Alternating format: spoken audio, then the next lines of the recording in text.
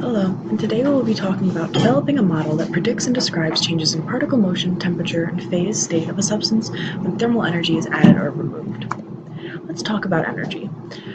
Temperature is a change in energy. So when things are very hot, the temperature is very hot, and therefore there is a lot of energy involved. Same thing as when temperature is low. When temperature is low, there is not a lot of energy. This can be related to phases of matter. So let's start with solid.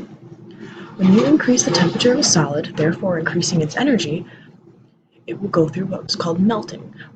Solid molecules are very tight together, but as they gain a little more energy, they get farther apart, which makes them a liquid.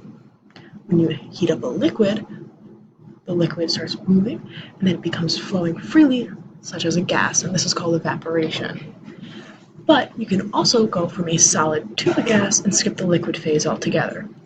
This is called sublimation. Now, you can go backwards and decrease your energy by decreasing your temperature. So, going from a gas to a liquid, you have excited molecules, and they go down back into a liquid, and that is called condensation. Then from a liquid to a solid, you have these fluid molecules, and they get closer and tighter packed together, which is called freezing. Now, you have gas to solid, where you can also skip the liquid phase. That is called deposition, where the molecules are so excited and then they get so cold so quick that they go back together. So let's review that one more time. The red is an increase in temperature, which means it's an increase in energy, which means the molecules are going to get more excited and get farther apart as they go along.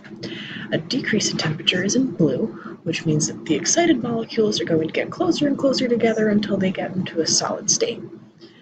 Thank you. Goodbye.